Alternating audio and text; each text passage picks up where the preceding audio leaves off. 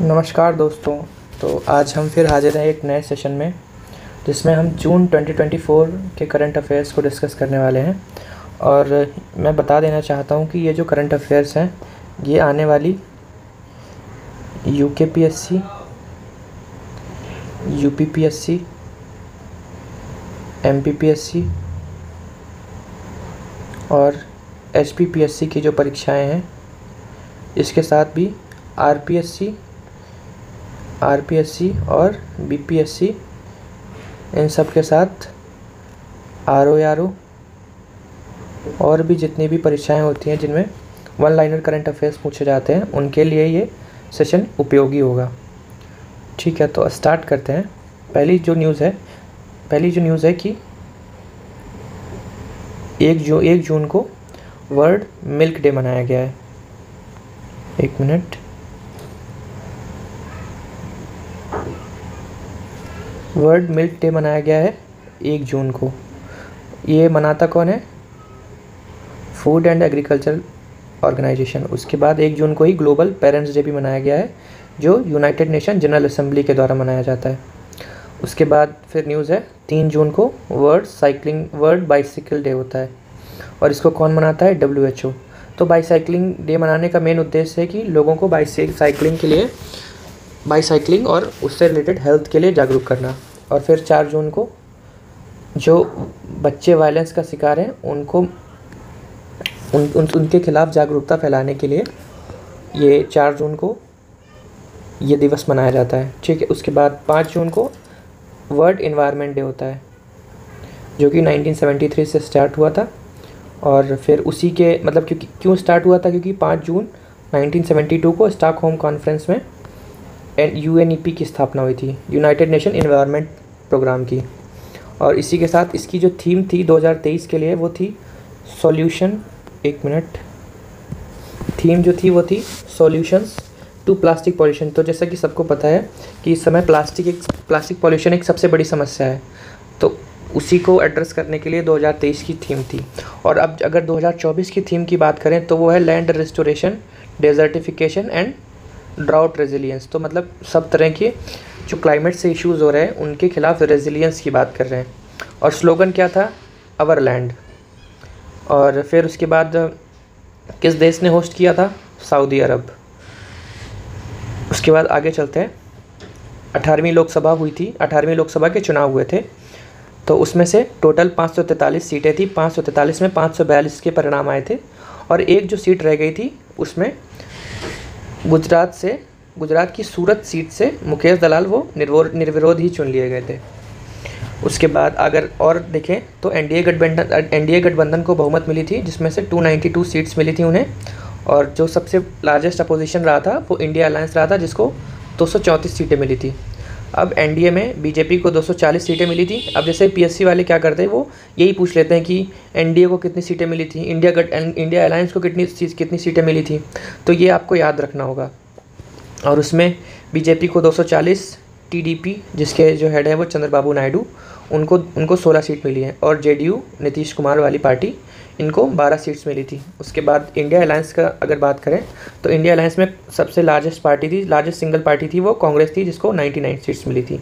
उसके बाद second largest party थी सपा, जिसको 37 सीट्स मिली थी।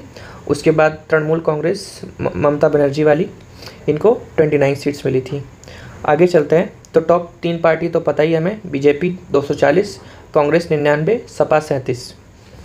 और इसमें कुछ 18वीं लोकसभा में कुछ रिकॉर्ड्स बने थे, जिनमें था कि 64.2 करोड़ लोगों ने वोट दिया, जो कि एक रिकॉर्ड है, जिसमें 312 मिलियन मतलब 31.2 करोड़ जो थी वो महिलाएं थीं। और फिर ये जो नरेंद्र मोदी ने तीसरी बार बहुमत के रिकॉर्ड की बराबरी की है, किसके रिकॉर्ड की? जवाहरलाल नेहरू के। आगे चलते हैं। उसमें भी ये है कि बीजेपी के एक उम्मीदवार थे जो इंदौर से, तो उन्होंने उम्मीदवार थे ये शंकर लालवानी, जिन्होंने 11 लाख वोटों से 11,75,000 वोटों से मतलब रिकॉर्ड जीत हासिल करी है। तो जैसे ये एमपीपीसीएस के लिए इम्पोर्टेंट हो जाता है कि कौन सी विधानसभा से हाईएस्ट वोटों से जीता गया है, तो वो था इंदौर। और फिर अब ये भी नोटा ने भी रिकॉर्ड बनाया था कि अब तक के सबसे ज़्यादा किसी भी चुनाव में नोटा में सबसे ज़्यादा 2,13,674 वोट पहली बार किसी इलेक्शन में नोटा को गए। उसके बाद कुछ राज्यों में विधानसभा चुनाव हुए थे, स्टेट लेजिस्लेटिव असेंबलीज़ में चुनाव हुए थे, जिसमें से उड़ीसा, अब ये इम्पॉर्टेंट हो जाता है पीसीएस के लिए कि जिन राज्यों में हाल ही में चुनाव हुए हैं उनके ये क्या करते हैं कि सीट्स पूछ लेते हैं। जैसे उड़ीसा में चुनाव हुआ है तो उड़ीसा में कितनी सीटें हैं, तो 147, ये याद रखने वाली चीज़ है। उसके बाद किसको पूर्ण बहुमत मिली है, तो बीजेपी को मिली है, 78 सीटें हैं। और इसमें से ध्यान देने योग्य बात यह है कि बीजेपी ने पहली बार बीजेपी ने उड़ीसा में बहुमत हासिल करी है, तो ये पूछा जा सकता है। उसके बाद चुनाव हुए थे आंध्र प्रदेश में 175 सीट्स के लिए, जिसमें एनडीए को पूर्ण बहुमत मिला था। एनडीए में टीडीपी, जनसेना और बीजेपी मिला के एनडीए ने गठबंधन करके चुनाव लड़ा था, जिसमें एनडीए को पूर्ण बहुमत मिला। उसके बाद अरुणाचल प्रदेश में चुनाव हुए थे जिनमें 60 सीटें हैं और उसमें भी बीजेपी को 46 सीटों से बहुमत मिला था। सिक्किम में 32 सीटों पर चुनाव हुए थे, जिसमें सिक्किम क्रांतिकारी मोर्चा को 31 सीट्स मिले। उसके बाद अगली जो बड़ी न्यूज़ है वो नीदरलैंड की है कि जो नीदरलैंड है वो इंडिया का 3rd लार्जेस्ट एक्सपोर्ट डेस्टिनेशन बना है। पहले और दूसरे नंबर पे कौन से हैं? पहले नंबर पे है यूएसए और दूसरे नंबर पे है यूएई। उसके बाद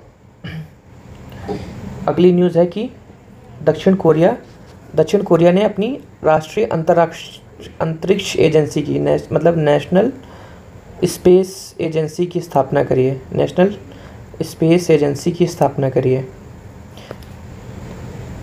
तो ये पूछेंगे हाल ही में किस देश ने अपने नेशनल स्पेस एजेंसी की स्थापना की है, तो आंसर होगा साउथ कोरिया। ठीक है, अब अगली न्यूज़ की तरफ चलते हैं। वो है कि अभ्यास, मतलब एक एक्सरसाइज है जिसका नाम है अभ्यास। कहाँ पे हो रही है? अलास्का में। इंडिया उसका पार्ट है और इसका नाम दिया गया है रेड फ्लैग। और मल्टीनेशनल मतलब कि कई सारे देश जो हैं वो मिलके पार्टिसिपेट कर रहे हैं। और दूसरी जो है रिम्पैक नाम से हो रही है नेवी की रिम्पैक नाम से हवाई यूएसए में। आगे चलते हैं तो इसमें स्पोर्ट्स से रिलेटेड न्यूज़ है कि जो भारत की पीवी संधू हैं बैडमिंटन प्लेयर, उनको तंबाकू के नियंत्रण के लिए ब्रांड एम्बेसडर बनाया गया। तो जो पीएससी वगैरह और अपने वनडे एग्ज़ाम्स होते हैं तो उसमें ये चीज़ बार बार पूछी जाती है कि ये मतलब इस पर्टिकुलर चीज़ का है वो उसका एम्बेसडर किससे बनाया गया है। तो ये याद रखने योग्य बात है कि पीवी सिंधु को तंबाकू के लिए ब्रांड एम्बेसडर बनाया गया है। अब अगली जो न्यूज़ है, न्यू ऑरलियंस ह्यूस्टन यूएसए में दुनिया का सबसे बड़ा वैश्विक इंटरनेशनल एजुकेशन प्रोग्राम लॉन्च किया गया है न्यू ऑरलियंस ह्यूस्टन यूएसए में। तो कैसे पूछेंगे कि विश्व का सबसे बड़ा एजुकेशन प्रोग्राम कहाँ लॉन्च किया गया है, तो न्यू ऑरलियंस ह्यूस्टन यूएसए में। उसके बाद अगली न्यूज़ पे चलते हैं। क्लाउडिया शीनबॉम जो हैं वो मैक्सिको की पहली महिला राष्ट्रपति बनी है। तो जैसे कि जो भी वल्नरेबल सेक्शंस हो गए, जैसे कि वुमेंस हो गई, एससी हो गए, एसटी हो गए, तो जब ये कोई पहली बारी बनते हैं तो ये पीसीएस और वनडे एग्ज़ाम्स के लिए बहुत इंपॉर्टेंट हो जाते हैं। तो ध्यान देने योग्य बात है कि क्लाउडिया शीनबॉम जो है वो मैक्सिको की, किस देश की? मैक्सिको की पहली राष्ट्रपति बनी है। उसके बाद अब मैक्सिको के बारे में देख लेते हैं। इनकी जो राजधानी है मैक्सिको सिटी है। क्षेत्रफल के आधार पर 13वां बड़ा देश है और इसकी जो करेंसी है वो मैक्सिकन पेसो है। अब अगली जो न्यूज़ है वो है निम्हास को WHO द्वारा नेल्सन मंडेला पुरस्कार दिया गया है। तो कैसे पूछेगा कि 2024 का नेल्सन मंडेला पुरस्कार किसे दिया गया है? नेल्सन मंडेला पुरस्कार किसे दिया गया है? तो आंसर होगा निम्हास को। निम्हास क्या है? राष्ट्रीय मानसिक स्वास्थ्य एवं तंत्रिका विज्ञान संस्थान, तो national mental health and neurological science institute, इसका कहाँ पे है? बेंगलुरु में। फिर टेस्ट एटलस है। तो टेस्ट एटलस क्या है? विश्व के 50 सर्वोत्तम पोर्क मतलब होता है कि काऊ मीट, तो काऊ मीट में शामिल किया गया है। भारत का विंदालू को 14वें नंबर पे, मतलब जो टॉप 50 पोक के व्यंजन बनते हैं उसमें भारत के विंदालू को 14th प्लेस मिला है। तो इस तरह से हमने 5 जून तक की न्यूज़ डिस्कस करी। अब चलते हैं 6वें जून की तरफ। तो डब्ल्यू की बैठक हुई थी, 13 मिनिस्ट्रियल कॉन्फ्रेंस हुई थी। तो अब उसमें ये इम्पोर्टेंट हो जाता है कि WTO के बारे में जानना। तो कब स्थापना हुई? 1 जनवरी 1995 को। और इसका अगर हेडक्वार्टर की बात करें तो वो जिनेवा स्विट्ज़रलैंड में है। तो भारत ने व्यापार परिवर्तनों को लेकर ऑस्ट्रेलिया को, तो अब ये पूछा जा सकता है कि किस देश के साथ जो है अपना ट्रेड डिस्प्यूट चल रहा है। हाल ही में किस देश ने भारत के खिलाफ केस दायर किया है WTO में? तो किसने किया है? ऑस्ट्रेलिया में। ऑस्ट्रेलिया के खिलाफ किया है इंडिया ने। अब आगे चलते हैं। QS 2025 की वर्ल्ड रैंकिंग आई है जिसमें मैसाचुसेट इंस्टीट्यूट ऑफ टेक्नोलॉजी को पहला स्थान मिला है। तो अगर ज़्यादा इंपॉर्टेंट की बात करें तो यही पूछा जाएगा कि किसको पहला स्थान मिला है? मैसाचुसेट्स को। ठीक है। इंडिया में पहला स्थान किसको मिला है? IIT बॉम्बे। सबसे ज़्यादा इंपॉर्टेंट यही है, अगर परेशान करना होगा तो IIT दिल्ली को कौन सा मिला है या IIT बॉम्बे को कौन सा मिला है? तो कौन सा मिला है? 145th। उसके बाद क्या है? Preston work. तो प्रेस्टन वर्क क्या है कि लाइफ एक्सपेक्टेंसी एंड जो है पर कैपिटा इनकम में क्या रिलेशन होता है, इसको पता करने के लिए प्रेस्टन वर्क प्रतिपादित किया गया था सैमुअल प्रेस्टन के द्वारा। तो ऐसे पूछ सकते हैं कि प्रेस्टन वर्क जो है वो क्या है? तो फिर आपको बताना होगा कि जीवन प्रत्याशा मतलब लाइफ एक्सपेक्टेंसी और पर कैपिटा इनकम के बीच में ये रिलेशन बताता है। तो क्या रिलेशन बताता है? क्या इन्होंने पाया प्रेस्टन कर्व में कि अमीर देशों के लोग गरीब देशों के लोगों की तुलना में अधिक समय तक जीवित रहते हैं। ठीक है। अगली जो न्यूज़ है ओसिरिस एपेक्स। तो पहले एस्टेरॉयड बेनू को स्टडी करने के लिए नासा ने ओसिरिस रेक्स भेजा था। अब क्या भेजा है? Osiris apex. तो वो क्या करेगा? वो मतलब सन की स्टडी करेगा। आगे चलते हैं। IUCN के बारे में दिया गया है। क्या होता है IUCN का फुल फॉर्म?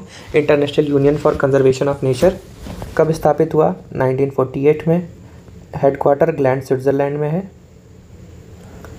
तो इन्होंने क्या लॉन्च किया है? First global assessment of mangrove ecosystem. तो क्या पूछेंगे कि mangrove global assessment of mangrove ecosystem है वो किसने लॉन्च किया है? तो किसने लॉन्च किया है? IUCN ने।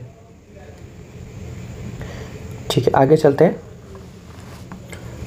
कि जो तमिलनाडु और श्रीलंका एवं मालदीव्स के आसपास जो मैंग्रोव्स पाए जाते हैं उनको क्रिटिकली इंडेंजर्ड श्रेणी में घोषित किया गया है। अब अगली जो न्यूज़ है वो है हरियाणा ने एयर पॉल्यूशन से निपटने के लिए वर्ल्ड बैंक से 1000 करोड़ की परियोजना की घोषणा की है। तो कैसे पूछेंगे कि हाल ही में किस देश ने वर्ल्ड बैंक के साथ मिलकर वायु प्रदूषण रोकने के लिए एक परियोजना लॉन्च की? किसने लॉन्च की? हरियाणा। ये हमारा आंसर हो जाएगा। उसके बाद एक ये सारथी 2.0 पोर्टल है, किसने स्थापना की है? सेबी ने। क्या काम करता है? पर्सनल फाइनेंस मैनेज करने के लिए फॉर इन्वेस्टर्स। ये याद रखने वाली बात है कि सारथी पोर्टल सेबी ने लॉन्च किया है और इन्वेस्टर्स को अपनी प्रोग्रेस ट्रैक करने के लिए। उसके बाद सेबी के बारे में देख लेते हैं। 1988 में स्थापना हुई थी। स्टेट्यूटरी मतलब एक्ट के थ्रू प्रोवाइड करा गया स्टेटस। 1992 में इसका हेडक्वार्टर जो है वो मुंबई में है। आगे चलते हैं। 7 जून को वर्ल्ड फूड सिक्योरिटी डे मनाया गया। किसके द्वारा मनाया जाता है? यूनाइटेड नेशन जनरल असेंबली द्वारा। और कब से स्टार्ट किया? 2018 से। अब इसमें वर्ल्ड हेल्थ ऑर्गेनाइजेशन और फूड एंड एग्रीकल्चरल ऑर्गेनाइजेशन है, ये मिलके ये भी इसका साथ देते हैं। थीम क्या है वर्ल्ड फूड सिक्योरिटी डे की? Food safety prepared for unexpected. तो ये इंपॉर्टेंट हो जाता है कि PSC वगैरह में कभी कभी थीम्स पूछ लेते हैं, तो ये आपको याद रखना पड़ेगा। उसके बाद अगर 18th लोकसभा फिर से आ गया, उसकी बात करते हैं। तो अब 18th लोकसभा में ये बात कर रहे हैं कि जो नंबर ऑफ़ फीमेल्स हैं वो बढ़ गई हैं। 74 हैं नंबर ऑफ़ फीमेल्स, तो ये पूछा जा सकता है क्योंकि जो फीमेल से रिलेटेड वुमेन पार्टिसिपेशन है वो इस समय मतलब काफ़ी बज़ वर्ड है। तो 74 वुमेन है, जो कि बनता है 13.63%, जिसमें से सर्वाधिक जो महिला उम्मीदवार हैं वो बीजेपी से जीते हैं। और अब ये मतलब ये पहली जो लोकसभा थी उसमें 4.41% थे और 2019 में 14.36% थे। अब आगे चलते हैं।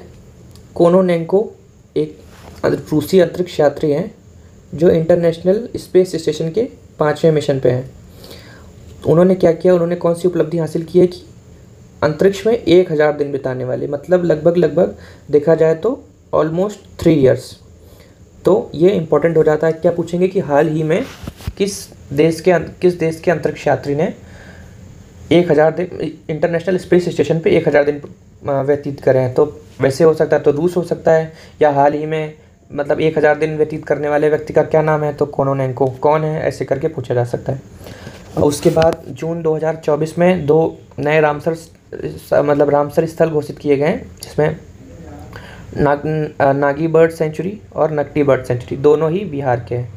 ये याद रखने वाली बात है। और अब टोटल कितने हो गए, 82 रामसर साइट्स हो गए इंडिया में।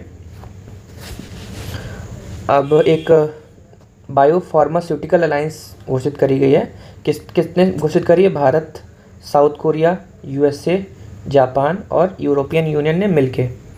क्या काम है कि जो बायोफ्यूल मतलब बायो फार्मास्यूटिकल्स में जो एक्टिव फार्मास्यूटिकल इंग्रेडिएंट्स यूज़ होते हैं उनकी जो मतलब आपूर्ति श्रृंखला है वो मतलब सप्लाई चेन है वो प्रॉपर बनी रहे, उसमें कोई इश्यूज़ ना हो। जैसे कि आप देखेंगे कि कोविड के टाइम पे सप्लाई चेन्स की बड़ी इशू हो रहे थे। तो अब आगे देखते हैं। उद्घाटन बैंक सैन डिएगो में स्थापना मतलब सैन डिएगो में घोषणा करी कि बायो फार्मास्यूटिकल अलायंस बना रहे हैं। और मतलब सैन डिएगो में बायो इंटरनेशनल कन्वेंशन 2024 की प्रदर्शनी के दौरान ये घोषणा करी गई बायो फार्मास्यूटिकल अलायंस बनाने की, जिसमें इंडिया एक इम्पॉर्टेंट पार्टनर है। ये याद रखने वाली बात है। आगे चलते हैं। मैक्सिको में H5N2 बर्ड फ्लू से पहले इंसान की मृत्यु हुई। तो क्या पूछेंगे कि हाल ही में किस देश में H5N2 बर्ड फ्लू से पहले व्यक्ति की मौत हुई? क्या आंसर होगा, मैक्सिको। आगे चलते हैं। बिमरेन पहल क्या है? तो ब्लू इकॉनमी से रिलेटेड है। ब्लू इकॉनमी में रिसर्च को बढ़ावा देने के लिए। ब्लू इकॉनमी क्या होता है? ब्लू इकॉनमी का मतलब होता है कि ओशियन से जो भी डिराइव्ड रिसोर्सेज हैं उनको कितनी अच्छी तरह से यूज़ कर सकते हैं अपनी इकॉनमी के लिए। तो उस तरह की इकॉनमी को ब्लू इकॉनमी कहते हैं। कौन से देश ने लॉन्च करी है? बिम्स्टेक के जो मेंबर्स हैं उन्होंने आपस में मिलके। आगे चलते हैं। विदेश मंत्रालय भारत बंगाल की खाड़ी कार्यक्रम। अच्छा, मतलब ये एक्सटर्नल मिनिस्टर्स और मतलब ये बे ऑफ बंगाल मतलब बिम्स्टेक और मिनिस्ट्री ऑफ एक्सटर्नल अफेयर्स ने मिलके इसको लॉन्च किया है। अब आगे चलते हैं। आईआईटी कानपुर ने, अब आईआईटी कानपुर आ गया है तो यूपीपीसीएस के लिए इम्पोर्टेंट हो जाता है। आईआईटी कानपुर और डीआरडीओ ने मिलकर इंडस्ट्री और एकेडमिक एक्सीलेंस सेंटर की स्थापना की है। तो क्या पूछेंगे, हाल ही में डीआरडीओ के साथ मिलकर सेंटर ऑफ एक्सीलेंस किसने स्थापित किया है? तो आईआईटी कानपुर ने। आगे चलते हैं। 8 जून को वर्ल्ड ओशियन डे। तो 8 जून को वर्ल्ड ओशियन डे मनाया जाता है, जिसकी थीम की बात करें तो थीम थी एवोकेन न्यू डेप्थ, नई गहराइयों को जगाओ। तो आगे चलते हैं। इंटरनेशनल मैरीटाइम जो डे है वो कब मनाया जाता है? सितंबर के अंतिम गुरुवार को। राष्ट्रीय समुद्र मतलब ये इंटरनेशनल था। अब आगे क्या है? नेशनल ओशियन डे कब मनाया जाता है? 5 अप्रैल को। 9 जून 2024 को प्रधानमंत्री के रूप में नरेंद्र मोदी ने लगातार तीसरी बार शपथ ली, जो कि जवाहरलाल नेहरू के बाद तीसरे व्यक्ति ऐसे बने हैं जिन्होंने लगातार 3rd टर्म में प्रधानमंत्री पद की शपथ ली है।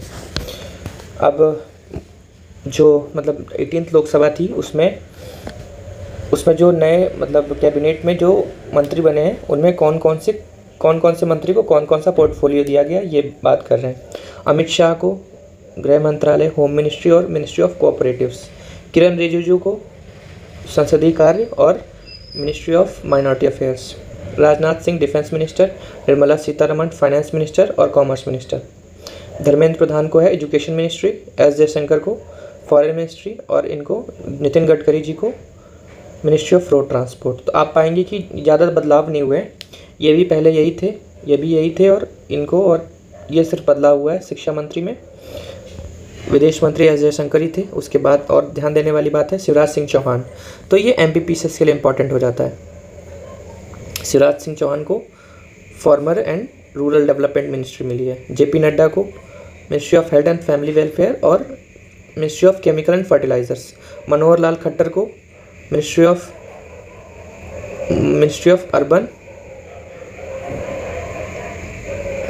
Of housing and urban affairs और मिनिस्ट्री ऑफ एनर्जी। उसके बाद अश्विनी वैष्णव पिछली बार भी रेल मिनिस्टर थे और IT मिनिस्टर थे। ये हैं VR नायडू, इनको क्या मिला है, एविएशन मिनिस्ट्री। CR पाटिल, उनको मिला है मिनिस्ट्री ऑफ जल शक्ति। मनसुख मांडविया को मिला है ministry of sports. Gajendra Singh Shekhawat, ये हैं culture and tourism minister. Annapurna Devi को ministry of women and child development. तो total 1 PM, 30 cabinet minister, 5 state minister और ये इंडिपेंडेंट चार्ज है और 36 स्टेट मिनिस्टर हैं, टोटल 72 बन रहे हैं। प्रेम सिंह तमांग जो हैं, अभी जैसे आपने देखा था कि सिक्किम में भी इलेक्शन हुए थे स्टेट लेजिस्लेटिव असेंबली के, तो प्रेम सिंह तमांग जो हैं वो दूसरी बार सिक्किम के मुख्यमंत्री बने। तो क्या पूछेंगे, हाल ही में दूसरी बार सिक्किम के मुख्यमंत्री कौन बने? तो आंसर होगा प्रेम सिंह तमांग। अनामिका राजीव जो हैं भारतीय नौसेना की पहली महिला हेलीकॉप्टर पायलट बनी है। तो स्टेट PCS के लिए और वनडे एग्ज़ाम्स के लिए क्या इंपॉर्टेंट हो जाता, पहला, और ख़ासकर कौन है, ये एक वुमेन है। तो ये पूछा जाएगा कि हाल ही में नौसेना की पहली महिला हेलीकॉप्टर पायलट कौन बनी, तो अनामिका राजीव। आगे चलते हैं, तृष्णा मिशन है, क्या है, thermal infrared imaging satellite for high resolution natural resource assessment. तो मतलब थर्मल कैमरा की वजह से हाई एल्टीट्यूड से नेचुरल रिसोर्स जो है उनका असेसमेंट किया जाएगा। किसने लॉन्च किया है? इंडिया ने फ्रांस के साथ मिलकर। क्या पूछेंगे, हाल ही में इंडिया ने किस देश के साथ मिलकर तृष्णा मिशन लॉन्च किया है, या हाल ही में भारत ने फ्रांस के साथ कौन सा मिशन लॉन्च किया? तो आंसर क्या होगा, तृष्णा मिशन। और ये इंडिया की स्पेस एजेंसी है और ये फ्रांस की स्पेस एजेंसी है। अब इसमें स्पेसिफिक काम भी क्या है, ऊर्जा मतलब एनर्जी और energy resources plus water resource की निगरानी करी जाएगी। अगली पर्सनालिटी जो न्यूज़ में थी वो है श्री रामोजी राव। तो ये भारतीय व्यवसायी व फिल्म निर्माता हैं, ETV नेटवर्क और रामोजी फिल्म सिटी के ओनर हैं और राष्ट्रीय फिल्म पुरस्कार व पद्म पुरस्कार विभूषण प्राप्त करता भी है। ये न्यूज़ में थे। अब अर्थ केयर उपग्रह लॉन्च किया है ESA ने। क्या काम होगा, अर्थ के एटमॉस्फेयर को स्टडी करना। तो क्या पूछेंगे, हाल ही में किस यूरोपियन एजेंसी ने अर्थ केयर सैटेलाइट लॉन्च किया? हमारा आंसर क्या होगा, यूरोपियन स्पेस एजेंसी। फिर बॉन्ड 2024, तो बॉन्ड 2024 क्या है, UNFCCC मतलब United nation framework for climate change, United nation framework convention for climate change.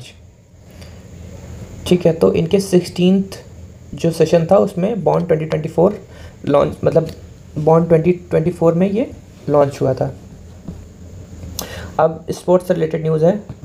अब ये देखिए, फ्रेंच ओपन, ऑस्ट्रेलियन ओपन और स्विस ओपन, ये जो होते हैं इनके क्वेश्चन बहुत बार पूछे जाते हैं स्टेट PCS में, तो इनको ध्यान देने वाली बात है। अगर हम बात करें मेन सिंगल्स में तो कार्लोस अल्कराज जीते हैं और सेकंड नंबर पे कौन रहते, अलेक्जेंडर जेवरेव। कहाँ के, किस देश के थे, जर्मनी के।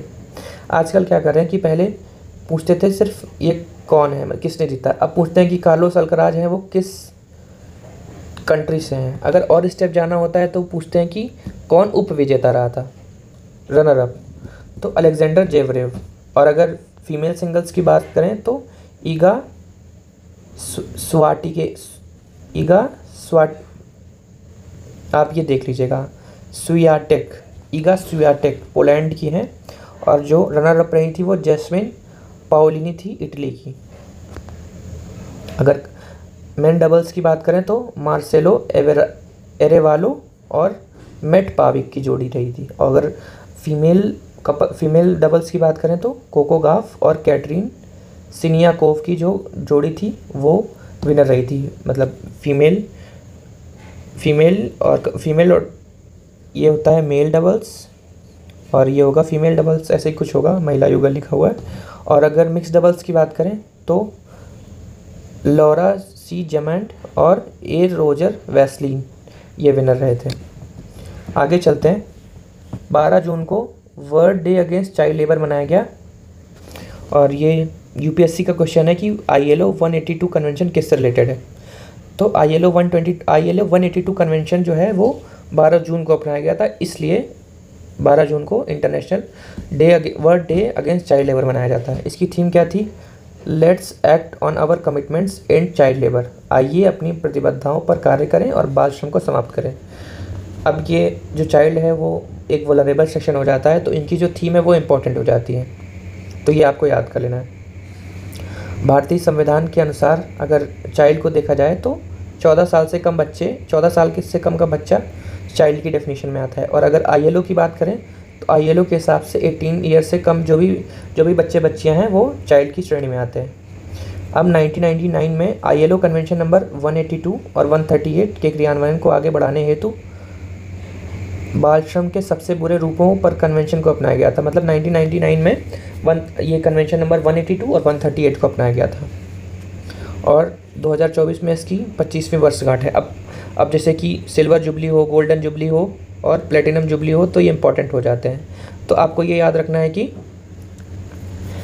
ये कन्वेंशन नंबर 182 और 138 किससे रिलेटेड है? तो चाइल्ड लेबर से रिलेटेड है। आगे चलते हैं। सुहेलवा वन्यजीव अभ्यारण्य मतलब सुहेलवा वाइल्ड लाइफ सेंचुरी, ये UPPCS के लिए इम्पोर्टेंट है। कौन से डिस्ट्रिक्ट में है? श्रावस्ती, बलरामपुर और गोंडा। और इसमें क्या नया डेवलपमेंट है? उत्तर प्रदेश का 5वां बाघ अभ्यारण्य बनेगा। तो पहले के 4 बाघ अभ्यारण्य कौन से हैं? Pilibhit tiger reserve, Dudhwa tiger reserve, Amangarh और रानीपुर टाइगर रिजर्व पहले से उत्तर प्रदेश में है। और ये जो सुहेलवा है वो 55th है और ये मतलब पीलीभीत टाइगर रिजर्व की 10th वर्षगांठ पे ये घोषणा करी गई। आगे चलते हैं। इंटरनेशनल न्यूज़ है। मलावी जो देश है ये एक लैंडलॉक कंट्री है और न्यासा लैंड। अगर आप देखेंगे तो पाएंगे कि मलावी के पास ही लेक न्यासा है। तो लेक न्यासा के पास वाली कंट्री का पहले नाम था न्यासा लैंड। अब मलावी के बारे में जानते हैं। लिलोंग्वे इनकी जो कैपिटल है, मुद्रा का नाम है क्वाचा, मतलब करेंसी का जो है वो नाम है क्वाचा। ये चर्चा में क्यों था? इनके जो उपराष्ट्रपति थे सेलोस क्वास चिलिमा, इनका विमान हादसे में निधन हुआ। तो कैसे पूछेंगे? हाल ही में किस देश के उपराष्ट्रपति का विमान दुर्घटना में मृत्यु हो गई? तो आंसर होगा मलावी।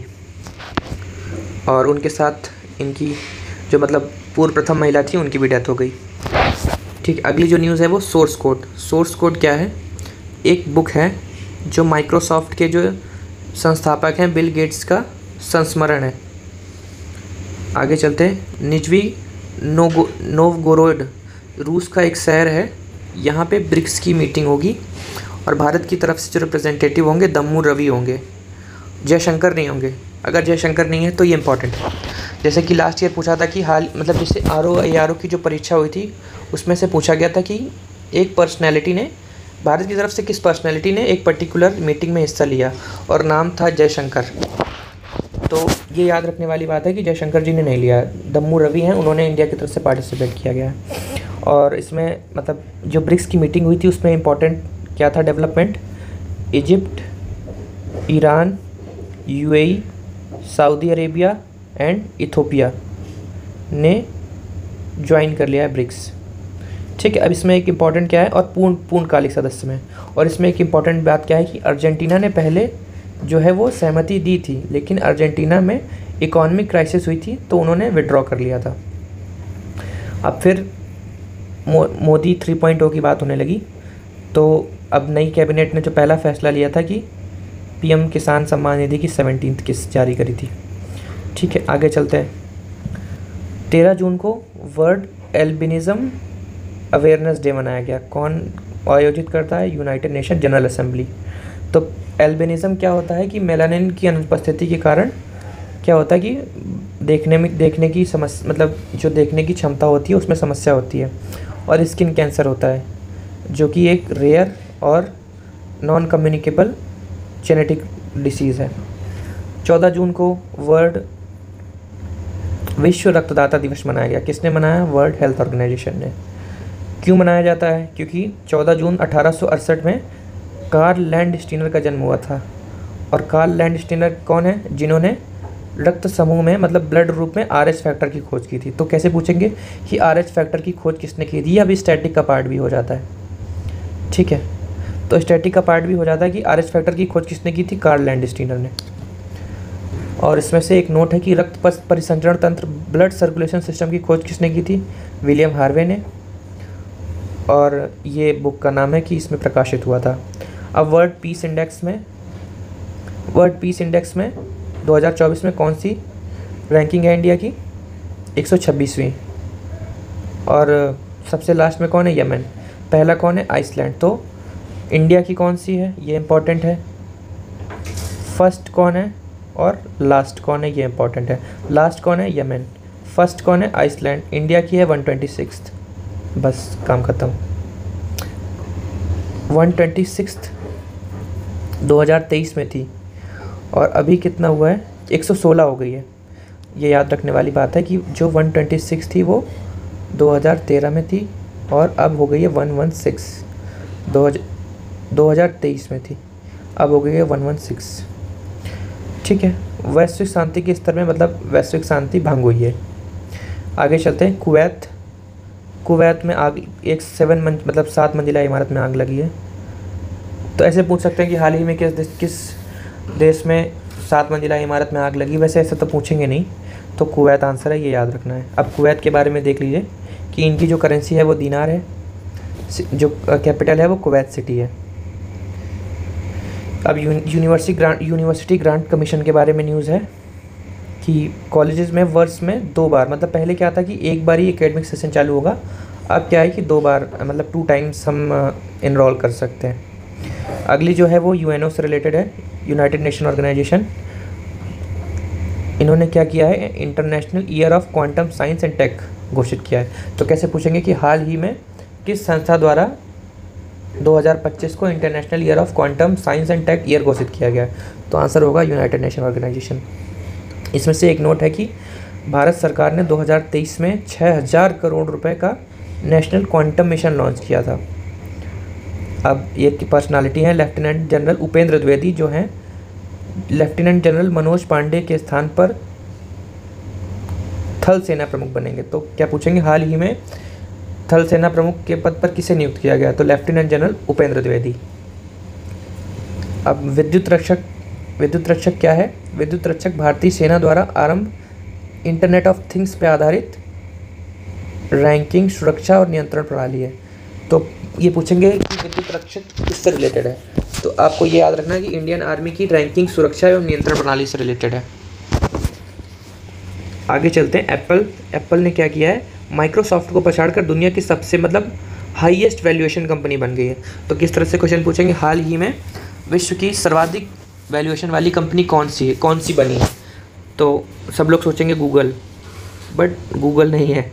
ये याद रखने वाली बात है कि एप्पल है। जिमेक्स 24 क्या है? नाम से याद आ रहा है कि जापान और इंडिया। अब है क्या? समुद्री अभ्यास, तो मैरीटाइम एक्सरसाइज है। कहाँ हुई है? योकोसुका, जापान में। एयर लॉरा क्या है? इजराइल की बैलिस्टिक मिसाइल है। तो ये याद रखने वाली बात है कि एयर लॉरा है किस देश की? इजराइल की बैलिस्टिक मिसाइल है। ग्लोबल जेंडर गैप इंडेक्स कौन लॉन्च करता है? World economic forum. 146 देशों में इंडिया 129 प्लेस पे है। तो सुधार हुआ है? सुधार नहीं हुआ, ख़राब हुई है। पहले 127 था, अब गिर के 129 हो गया है। अब ये जो उसमें, मतलब वर्ल्ड जेंडर गैप में सब इंडेक्स होते हैं: पॉलिटिकल एम्पावरमेंट, इकोनॉमिक एम्पावरमेंट, और हेल्थ एंड लाइफ एक्सपेक्टेंसी, और एजुकेशनल अचीवमेंट्स, तो उसमें से ये याद रखने वाली बात है कि एजुकेशनल अचीवमेंट में 112वें नंबर पे, हेल्थ में 142 नंबर पे, सिर्फ जो है वो 65 नंबर पे है पॉलिटिकल एम्पावरमेंट में, ये ध्यान देने योग्य बात है। फिर वही, पहला कौन है? आइसलैंड। लास्ट कौन है? सूडान। और अगर ये जैसे कि मेंस के लिए बहुत इंपॉर्टेंट है, वर्ल्ड इकोनॉमिक फोरम ने अपनी इस रिपोर्ट में बताया है कि अगर वर्तमान गति से चलेंगे तो अब 134 साल और लगेंगे जब मेल और फीमेल में इक्वलिटी आ जाएगी।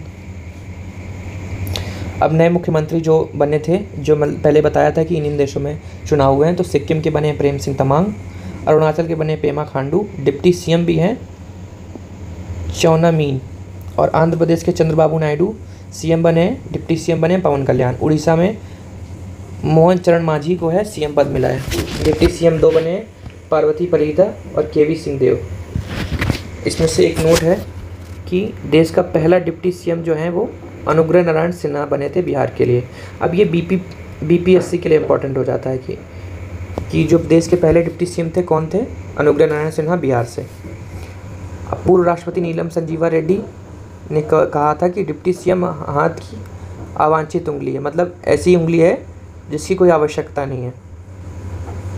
डिप्टी सीएम वो तो पता ही है कि मतलब लक्ष्मीकांत और स्टैटिक में पढ़ते ही हैं कि जो है वो जो डिप्टी सीएम का पद होता है वो कॉन्स्टिट्यूशन में नहीं है, और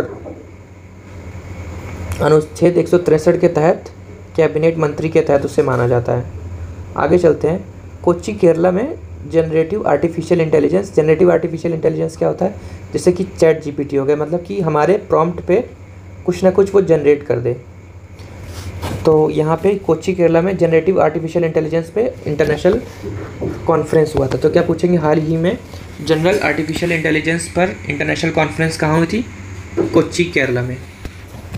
आगे चलते हैं। G7 का जो है वो G7 का शिखर सम्मेलन हुआ था। कहाँ हुआ था? अपुलिया क्षेत्र, इटली में। इंडिया को इनवाइट किया गया था। यहीं पे एक जो वीडियो वायरल हुआ था, मेलोडी टीम, तो इससे आपको याद हो जाएगा ये मतलब नरेंद्र मोदी और मेलानिया जो इटली की प्रधानमंत्री हैं। तो G7 का कॉन्फ्रेंस कहाँ हुआ था? इटली में।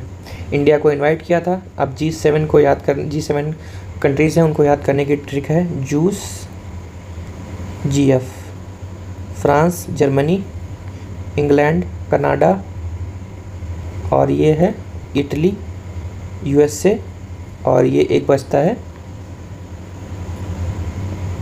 ये J है, G नहीं, ये जापान है, जूस, GF।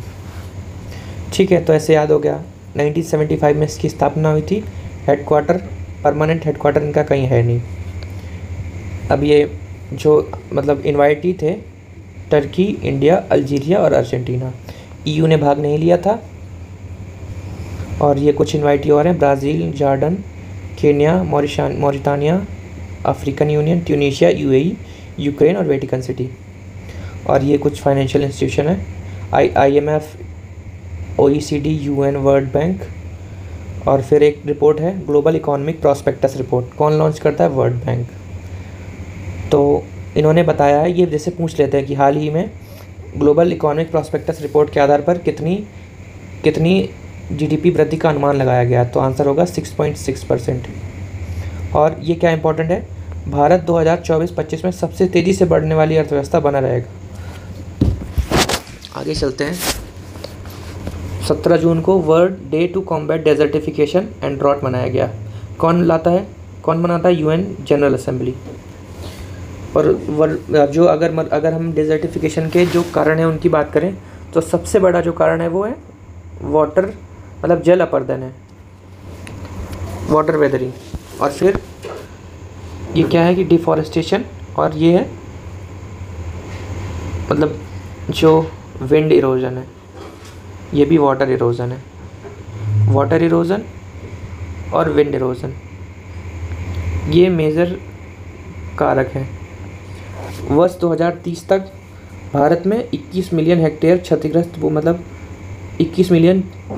भूमि को बहाल करने का संकल्प लिया गया है। तो इसको बोलते हैं बॉन्ड चैलेंज। बॉन्ड चैलेंज में क्या है, इंडिया ने प्लेस किया है, मतलब उस साल लगभग 2022 या 23 में, 22 या 23 में किसी साल इंडिया ने बॉन्ड चैलेंज, मतलब कि united nation convention to combat desertification का चैलेंज था, बॉन्ड चैलेंज। तो इसको इंडिया ने होस्ट किया था। तब इंडिया ने प्लेस किया था कि इतना, मतलब 21 मिलियन हेक्टेयर को है जो ऐसी भूमि है जो क्षरण के कगार पे है, उसको हम रिक्लेम करेंगे। थीम क्या थी, united for land, our legacy, our future. भूमि के लिए एकजुट, हमारी विरासत, हमारा भविष्य। 20 जून को वर्ल्ड रिफ्यूजी डे मनाया गया। कौन मनाता है, यूनाइटेड नेशन जनरल असेंबली। इसमें से इसकी थीम क्या थी, शरणार्थियों के साथ एकजुटता। इसमें ध्यान देने वाली बात क्या है कि वर्ष 2001 में शरणार्थियों की स्थिति से संबंधित 1951 के सम्मेलन जुलाई 1951 में जिनेवा की 50वीं वर्षगांठ थी। तो शरणार्थियों की स्थिति की बात करी गई थी 1951 में, अब उसकी 50वीं वर्षगांठ, 2001 में उसकी 50वीं वर्षगांठ थी। ठीक है, अब hope away from home campaign चलाया गया था 2023 में यूनाइटेड नेशन ह्यूमन कॉन्फ्रेंस के द्वारा। 21 जून को इंटरनेशनल योगा डे मनाया गया। तो ये तो पता ही है कि 2014 में नरेंद्र मोदी जी द्वारा प्रस्ताव रखा गया था कि 21 जून को इंटरनेशनल योगा डे मनाया जाए। अब इस बार की थीम क्या थी, स्वयं और समाज के लिए योग, yoga for self and society. इसका जो इंटरनेशनल योगा डे का जो हेड क्वार्टर है वो कहाँ है, यूएन मुख्यालय में। और भारत में कहाँ है, शेर कश्मीर अंता कन्वेंशन सेंटर श्रीनगर में है, जहाँ नरेंद्र मोदी ने इस बार भाग लिया था। इंटरनेशनल योगा डे में जो मतलब नोडल मिनिस्ट्री है इंडिया की तरफ से वह है मिनिस्ट्री ऑफ आयुष। 13 मार्च 2024 को विज्ञान भवन में योग महोत्सव का आयोजन किया गया था।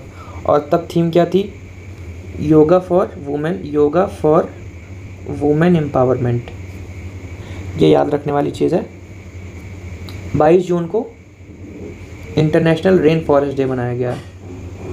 तो अब जैसे कि आप देख रहे हैं कि कई सारे जो स्टेट्स हैं वहाँ पे फॉरेस्ट फायर हो रहे हैं। जैसे कि हमने जब यूकेपीएससी का पढ़ा था तो वहाँ के नैनीताल के जंगलों में और भीमताल के आसपास की जो एरिया थी वहाँ पे काफ़ी सारे रेन के मतलब ये फॉरेस्ट फायर्स हुए थे।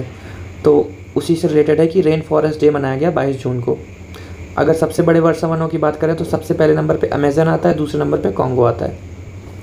23 जून को इंटरनेशनल मतलब संयुक्त राष्ट्र united nation civil services day मनाया गया, जो कि 2003 से मनाना स्टार्ट किया गया था। और 23 जून को इंटरनेशनल ओलंपिक डे भी मनाया गया, जो कि 1948 में पहली बार मनाया गया था। और 23 जून क्योंकि 23 जून 1894 को इंटरनेशनल ओलंपिक कमेटी की स्थापना की गई थी। थीम क्या है, लेट्स मूव एंड सेलिब्रेट। आगे चलते हैं, ये है सार्वजनिक परीक्षा अधिनियम 2024, 21 जून से लागू किया गया है। अब ये जैसे कि सारी जो स्टूडेंट कम्युनिटी है इससे सफ़र कर रही है कि जो पेपर पहले तो होते नहीं है, अगर होते हैं तो लीक हो जाते हैं, तो उसको रोकने के लिए इससे लाया गया था। तो जो भी इन सब चीज़ों में संलिप्त पाया जाएगा उसे 3 से 5 वर्ष तक की कैद होगी तथा 10 लाख से 1 करोड़ तक का जुर्माने का प्रावधान रखा गया है। और इसमें से 15 गतिविधियों को चिन्हित किया गया है। और अगर पूरा नेक्सस बना के मतलब पूरा एक संगठित टीम बना के कर रहे हैं तो उनको 10 वर्ष तक की सज़ा और 1 करोड़ तक का जुर्माना लगाया जाएगा। आगे चलते हैं, बिहार हाई कोर्ट जो है इन्होंने आरक्षण की सीमा 50% से बढ़ाकर 65% करने के निर्णय को रद्द कर दिया गया है। तो जैसे कि अभी बिहार में क्या हुआ था कि कास्ट सेंसस हुए थे, उसके आधार पर इन्होंने चुनाव के पहले रिजर्वेशन अनाउंस कर दिया था, जिसकी जितनी पॉपुलेशन उसको उसी पॉपुलेशन पे रिजर्वेशन, तो उसी को स्टक डाउन कर दिया बिहार हाई कोर्ट ने। आगे चलते हैं, ये इंडेक्स है वर्ल्ड एनर्जी ट्रांजैक्शन इंडेक्स। कौन लाता है, वर्ल्ड इकोनॉमिक फोरम। अब ये ध्यान देने योग्य बात है कि इस तरह की चीज़ें जो हैं वो पीसीएस में पूछी जाती हैं कि वर्ल्ड एनर्जी ट्रांजिशन है, ट्रांजिशन है। ट्रांजिशन इंडेक्स कौन लाता है? तो वर्ल्ड इकोनॉमिक फोरम। इंडिया का कौन सा स्थान है? फिर वही इंडिया 63rd, फर्स्ट स्वीडन, और लास्ट तो दिया नहीं है इसमें। आगे चलते हैं। सुरमा पाड़ी उड़ीसा विधानसभा की दूसरी महिला स्पीकर बनी है। अब ये इंपॉर्टेंट हो जाता है क्योंकि फीमेल स्पीकर है, तो ये पूछेंगे हाल ही में जो उड़ीसा की स्पीकर कौन बनी है? तो सुरमा पाड़ी। अब इंटरनेशनल न्यूज़ है। तजाकिस्तान ऐसा देश बना है जिसने हिजाब और इस्लामी परिधान पर प्रतिबंध लगा दिया है। तो अगर तजाकिस्तान की बात करें, इनकी जो कैपिटल है दुशानबे और इनकी जो करेंसी है वो सोमोनी। आगे चलते हैं। चिनाब रेलवे ब्रिज विश्व का सबसे ऊंचा रेलवे ब्रिज बना है। कहाँ बना है? किस डिस्ट्रिक्ट में? रियासी डिस्ट्रिक्ट, जम्मू कश्मीर में। तो क्या पूछेंगे हाल ही में किस राज्य में विश्व का सबसे ऊंचा रेलवे ब्रिज बनाया गया? तो आंसर होगा जम्मू कश्मीर में। और कहाँ पर स्थित है? उधमपुर श्रीनगर बारामूला रेल लिंक पर स्थित है। थियो जेम्स जो हैं ब्रिटिश अभिनेता हैं, इनको यूनाइटेड नेशन ह्यूमन राइट्स के वैश्विक सद्भावना मतलब ये गुडविल एम्बेसडर बने हैं थियो जेम्स। तो कैसे पूछेंगे कि यूएनएचसीआर के गुडविल एम्बेसडर कौन बने हैं? तो थियो जेम्स। एक और पर्सनालिटी है भर्तृहरि मेहताब, किस स्टेट से रिलेटेड हैं? उड़ीसा से। 18वीं लोकसभा के प्रोटेम स्पीकर बने हैं। तो प्रोटेम स्पीकर कौन होते हैं?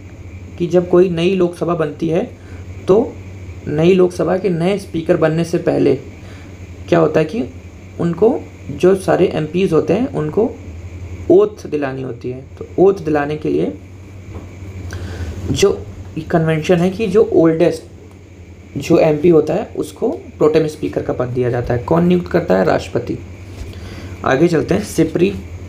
सिप्री क्या है? Stockholm inter peace research institute. तो ये क्या करते हैं कि जो वेपन्स किस कंट्री के पास वेपन्स किस तरह के हैं उनको स्टडी करते हैं। तो इसका जो मेन काम होता है वो न्यूक्लियर वेपन्स को स्टडी करना होता है।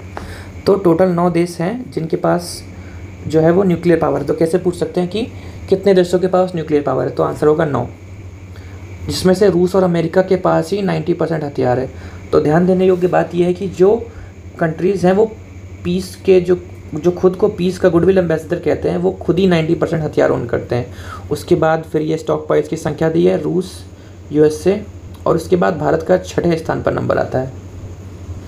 बस इतना ही इंपॉर्टेंट है। थाईलैंड जो है वो दक्षिण पूर्व एशिया में समलैंगिक विवाह को मान्यता देने वाला पहला देश। तो फिर वही वल्नरेबल सेक्शन, इनमें वनडे एग्ज़ाम्स वाले और पीएससी वाले देखकर खुश हो जाते हैं कि इसी तरह के क्वेश्चन पूछने हैं। तो हाल ही में किस देश ने समलैंगिक विवाह को मान्यता दी है? थाईलैंड ने। साहित्य अकादमी युवा पुरस्कार दिए गए हैं। युवा पुरस्कार एवं बाल साहित्य पुरस्कार दिए गए हैं। तो युवा पुरस्कार दिए गए 23, बाल साहित्य पुरस्कार दिए गए 24, तो टोटल 47 पुरस्कार दिए गए हैं। अगर अंग्रेजी भाषा की बात करें तो के वैशाली को दिए गए हैं, उनकी जो कृति है होमलेस उसके लिए। और हिंदी की बात करें गौरव पांडे को स्मृतियों के बीच घिरी है पृथ्वी, इस कृति के लिए दिया गया है। आगे चलते हैं। विनोद गणात्रा जो हैं उनको national Mandela life time achievement पुरस्कार से सम्मानित किया गया, पहले भारतीय भी बने। तो कैसे पूछा जाएगा हाल ही में Nelson Mandela life time achievement पुरस्कार किससे दिया गया है? तो आंसर क्या होगा? विनोद गणात्रा। अ fly on the RBI wall, ये क्या है? अल्पना किल्लावल्ला की पुस्तक है। और ये तो क्या पूछेंगे कि अ fly on the RBI wall किसकी रचना है? तो अल्पना किल्लावल की। आरबीआई क्या करता है? 2024 को जोखिम प्रबंधक पुरस्कार मिला है। आरबीआई के मतलब जैसे कि क्या होता है कि फाइनेंस सेक्टर होता है, फाइनेंस सेक्टर में कई तरह के रिस्क होते हैं, तो ये जो बुक है इन रिस्क को एड्रेस करती है। तो इसी कारण से आरबीआई ने इनको सम्मानित किया गया है। कांस फिल्म महोत्सव हुआ है जून महीने में, जिसमें शीर्ष पुरस्कार जो मिला है वो मिला है कौन सी फिल्म को मिला? पामे डी ओर। सीन बेकर निर्माता को अनोरा फिल्म के लिए। उद्घाटन फिल्म का नाम था सेकेंड एक्ट। और समापन हुआ अनोरा से। पायल कपाड़िया को मिला है ग्रैंड प्रिक्स अवार्ड। तो ग्रैंड प्रिक्स अवार्ड किसको मिला है? पायल कपाड़िया को। मिगुएल गोम्स को मिला है सर्वश्रेष्ठ निर्देशक। किस मूवी के लिए? Grand tour. बेस्ट एक्टर को मिला है जेसी प्लेम्स। फिल्म का क्या नाम है? काइंड्स ऑफ काइंडनेस है, मतलब क्या नाम है? Kinds of kindness. Best actress को मिला है एंड्रियाना पॉज, कार्ला सोफिया, सेलेना गोमेज व जो सल्दाना। मतलब फिल्म का जो नाम है एमिलिया पेरेज। आगे चलते हैं। एसडीजी डेवलपमेंट रिपोर्ट 2024 कौन जारी करता है? मतलब अगर जो नेशनल की बात करें तो वो नीति आयोग जारी करता है, और इंटरनेशनल की United Nations sustainable development network 2018 में पहली बार लॉन्च किया था। इनके 3 सचिवालय हैं, न्यूयॉर्क, पेरिस और कुआलालंपुर में। आगे चलते हैं। एसडीजी लक्ष्यों का केवल मतलब जो भी हमारे जो गोल हमने लिए थे, अगर 100% माने तो उन सिर्फ हम 16% ही अचीव कर पाएंगे, अगर जिस तरह से हमारी जो रफ्तार है। और अगर फिर वही रैंकिंग की बात करें, इंडिया का कौन सा था? 109। पहला कौन सा था? फिनलैंड। लास्ट कौन सा है? Central African Republic. अब इन्वायरमेंट परफॉर्मेंस इंडेक्स कौन जारी करता है? वर्ल्ड इकोनॉमिक फोरम और कोलंबिया यूनिवर्सिटी। अब इसमें ये क्योंकि ज़्यादा इम्पोर्टेंट नहीं है, तो इसमें ये याद रखने का है कि सिर्फ इंडिया का कौन सा 176 आउट ऑफ 188। तो ये ध्यान देने योग्य वाली बात है कि इंडिया का जो क्लाइमेट परफॉर्मेंस है वो बहुत ज़्यादा अच्छा नहीं है। और एयर क्वालिटी की बात करें तो one of the worst countries में 177 प्लेस पे है, और 2025 तक 172 प्लेस पे आ जाएगा। और जलवायु परिवर्तन में 133 पे है अभी। और पहला कौन सा है? एस्टोनिया। फिर उड़ीसा असेंबली की फिर से बात कर रहे हैं। सिक्किम, उड़ीसा में स्पीकर जो बने सुरमा पाड़ी, पहले भी हमने बात की है। सिक्किम में स्पीकर बने मिंगबा नोरबू शेरपा, और अरुणाचल में बने तेसम पोंगटे। आंध्र प्रदेश में सी अयनप्पा पुन्नुडू।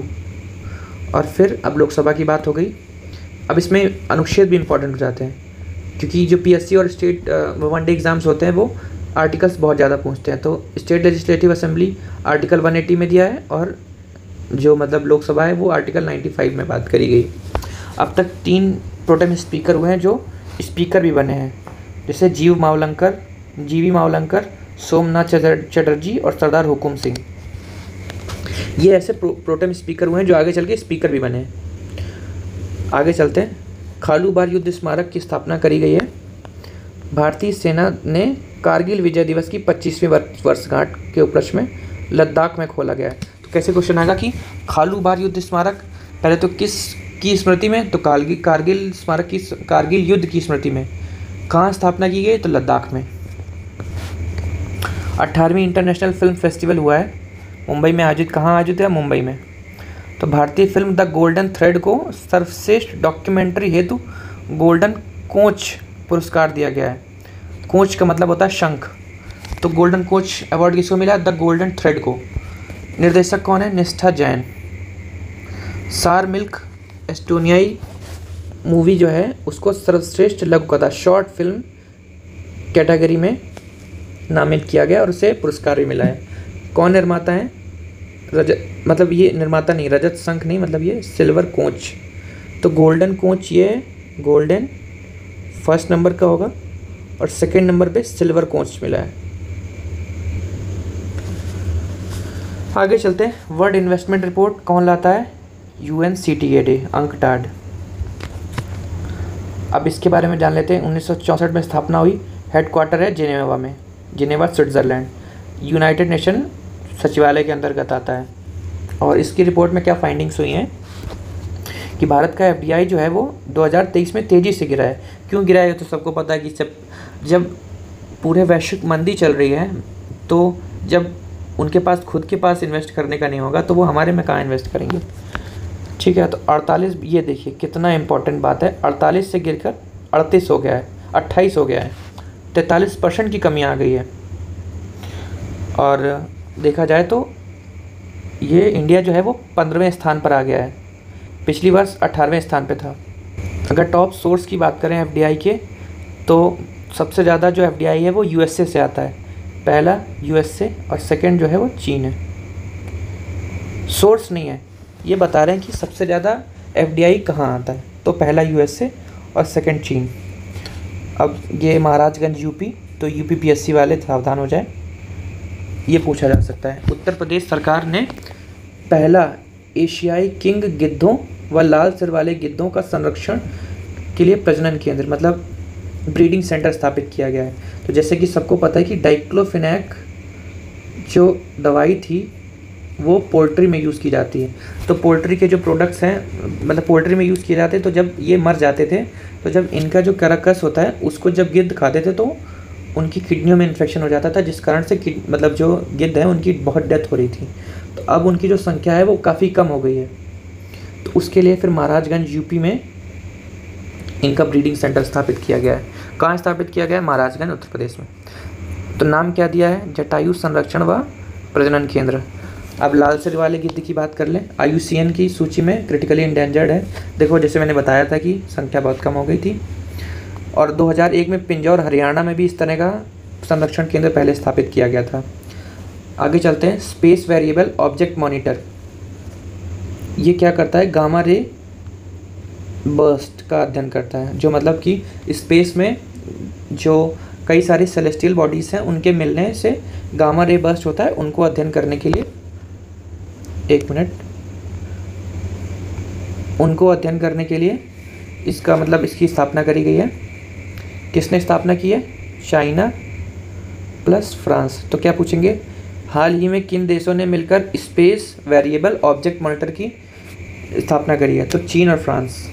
कहाँ स्थापना की है? चीन के सिचुआन प्रांत में। कोझिकोड केरला को क्या हुआ है? यूनेस्को क्रिएटिव सिटी नेटवर्क में सिटी ऑफ लिटरेचर घोषित किया गया है। किसको घोषित किया सिटी ऑफ लिटरेचर?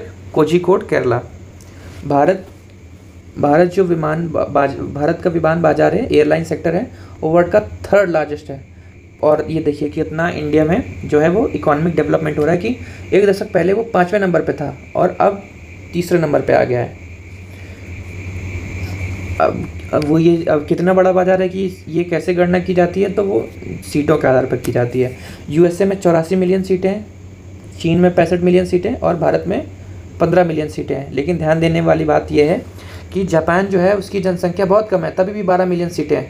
और इंडिया मतलब अब तो घोषित हो गया है कि सबसे ज़्यादा जनसंख्या है, फिर भी 15 मिलियन सीटें हैं। तो अब देखने वाली बात है हम कितना पीछे हैं। श्रीनगर जम्मू कश्मीर में विश्व शिल्प परिषद द्वारा विश्व शिल्प शहर मतलब वर्ल्ड क्राफ्ट सिटी घोषित किया गया है श्रीनगर को। अब बात कर लेते हैं वर्ल्ड क्राफ्ट काउंसिल की। ये एक एनजीओ है, यूनेस्को में शामिल है। अब इसका नाम बदल गया, इतना इंपॉर्टेंट नहीं है। ये अगले जो न्यूज़ है, नामक्वा लैंड साउथ अफ्रीका में दुनिया का सबसे पुराना दीमक का टीला खोजा गया है। तो जैसे कि जो चींटी या जो दीमक होते हैं ये रहते हैं, तो उस एरिया को भुरभुरा सा खोज जैसा देते हैं। तो कहाँ पे पाया गया है? साउथ अफ्रीका में। आगे चलते हैं। एशियन डेवलपमेंट बैंक क्या किया है? इन्होंने भारत की स्वास्थ्य सेवा प्रणाली के लिए $170 मिलियन घोषित किया गया। अब ये तो इम्पोर्टेंट नहीं है कि कितना घोषित किया गया, बट ये इंपॉर्टेंट है कि एशियन डेवलपमेंट बैंक का जो हेडक्वार्टर है वो मनीला फिलीपींस में है, मनीला। और स्थापना कब हुई? 1966 में, 19 दिसंबर 1966 में। वाधवा महाराष्ट्र में 76,200 करोड़ रुपए के बंदरगाह की मंजूरी दी गई है। कहाँ दी गई है? मतलब आप कैसे पूछ सकते हैं कि हाल ही में किस राज्य में बड़े बंदरगाह स्थापित करने के लिए इतने की मंजूरी दी गई है? कहाँ? वाधवन, महाराष्ट्र में। हेमिस फेस्टिवल कहाँ होगा? हेमिस नेशनल पार्क कहाँ है? लद्दाख में। तो वहीं हेमिस महोत्सव भी होगा। तिब्बती बौद्ध धर्मोत्सव है लद्दाख में, प्रतिवर्ष गुरु पद्म संभव की जयंती पे मनाया जाता है। तो किसकी जन्म जयंती पर? गुरु पद्म संभव की जयंती पर। कायर ड्रैगन 480 क्या है? चीन की बैलिस्टिक मिसाइल है। तो क्या पूछेंगे, हाल ही में चर्चा में रहा कायर ड्रैगन 480 क्या है? तो चीन की एक बैलिस्टिक मिसाइल है। इंदिरा गांधी इंटरनेशनल हवाई अड्डा नई दिल्ली में स्वयं सेवा self service baggage drop system शुरू करने वाला देश का पहला हवाई अड्डा बना है। ठीक है, अब इसमें एक नोट है, United nation conference on trade and development 2024 ने 60वीं वर्षगांठ पर नाम बदलकर अंक टाट रख लिया था। ठीक है, आगे चलते हैं। 26 जून को international day against drug abuse मनाया गया। कौन आयोजित करता है? United nation general assembly. इस बार की थीम क्या है? Evidence is clear, invest in prevention. साक्ष्य स्पष्ट है, रोकथाम में निवेश करें। तो जैसे कि जो आपको पता है, जैसे ये इंडिया है,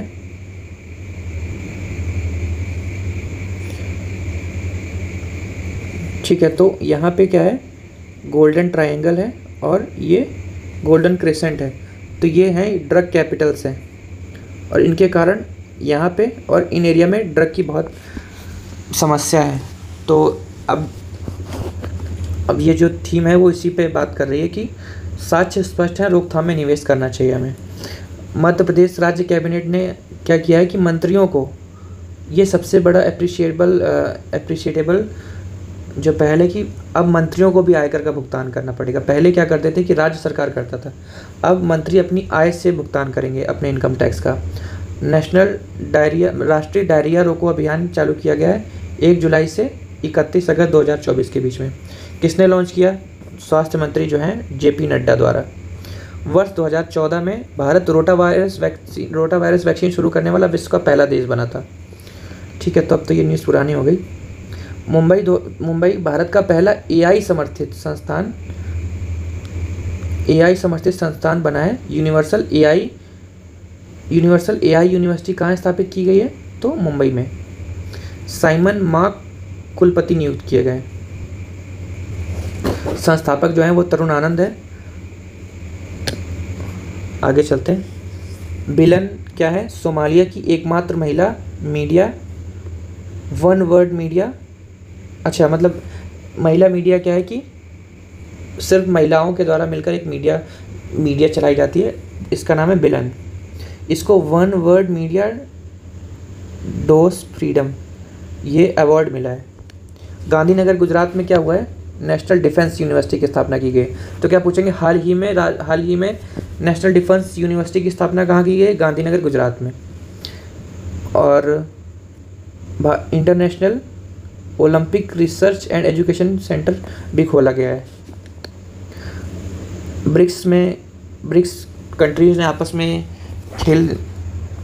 कंट्रीज़ ने मिलकर आपस में जैसे ओलंपिक तरह का कोई एक खेल लॉन्च किया था।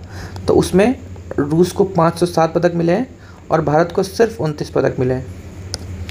केरल विधानसभा ने केरल का नाम बदलकर केरलम नाम रखने का प्रस्ताव रखा है।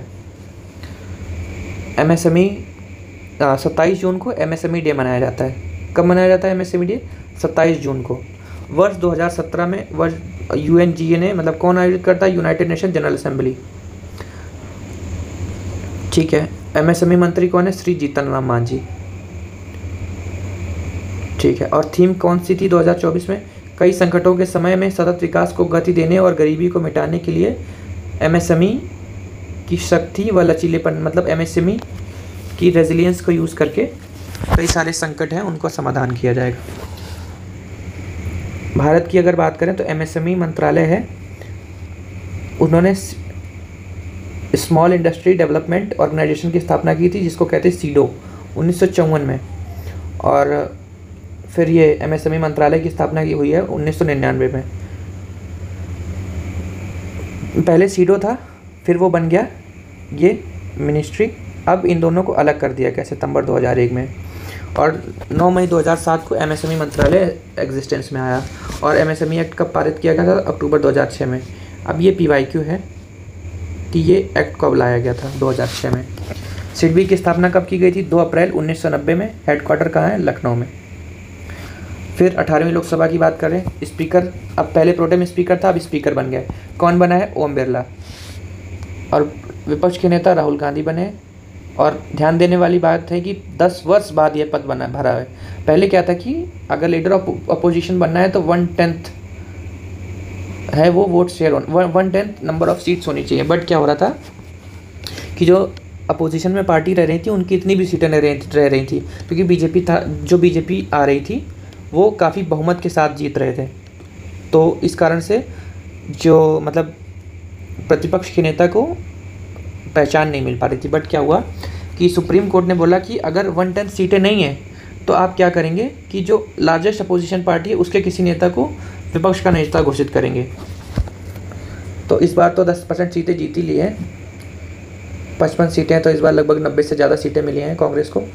विपक्ष का नेता 1977 में एक एक्ट को द्वारा मिला था, मतलब कॉन्स्टिट्यूशनल नहीं है, स्टैट्यूटरी पोस्ट है, यह ध्यान रखने वाली बात है। प्रथम लीडर अपोजिशन कौन थे? राम सुभग सिंह लोकसभा के थे। अगर लोकसभा की बात करें तो, राज्यसभा की बात करें तो फर्स्ट लीडर अपोजिशन थे श्याम नंदन प्रसाद मिश्रा। कैबिनेट मंत्री का दर्जा होता है और ये सुविधाएं, ये सब तो ठीक है। और अब आगे की बात करें तो उत्तर प्रदेश जो है वो कंप्रेस्ड बायोगैस, ये यूपीएससी वालों के लिए इम्पोर्टेंट है। कंप्रेस्ड बायोगैस की जो प्रोडक्शन कैपेसिटी है उसमें यूपी फर्स्ट है। कौन से स्थान पे? UP first. नई दिल्ली में क्या हुआ है? इंटरनेशनल शुगर ऑर्गेनाइजेशन की बैठक हुई है। बस यही इसमें इम्पोर्टेंट है कि इंटरनेशनल शुगर ऑर्गेनाइजेशन की बैठक कहाँ हुई? तो नई दिल्ली में। पराग्वे कंट्री है, इंटरनेशनल सोलर अलायंस का 100वां। तो क्या पूछेंगे, हाल ही में इंटरनेशनल सोलर अलायंस को ज्वाइन करने वाला 100वां देश कौन सा बना है? पराग्वे। ये बहुत इंपॉर्टेंट है क्योंकि 100वां देश है और इंटरनेशनल सोलर अलायंस इंडिया ने ही लॉन्च किया था। वर्ल्ड बैंक की रिपोर्ट है कि 2023 में ये रेमिटेंस रिपोर्ट है, भारत में सबसे ज़्यादा रेमिटेंस आया है। और कहाँ से? सोर्स क्या है? यूएसए और सेकेंड यूएई से। आगे चलते हैं। शत्रु एजेंट अध्यादेश कानून का संबंध किस राज्य से है? आंसर क्या है? जम्मू कश्मीर। पहली बार 1917 में पारित किया गया था। कोच्चि केरला में first international dairy federation for Asia Pacific का जो है कॉन्फ्रेंस आयोजित किया गया। कहाँ आयोजित किया गया? कोच्चि केरला में। ग्लोबल इन्वायरमेंट फैसिलिटी, इनका जो मुख्यालय है कहाँ पे है? वाशिंगटन डीसी में। तो क्या किया इन्होंने? इनकी जो बैठक हुई है उसका आयोजन किया गया वाशिंगटन डीसी में। ठीक है।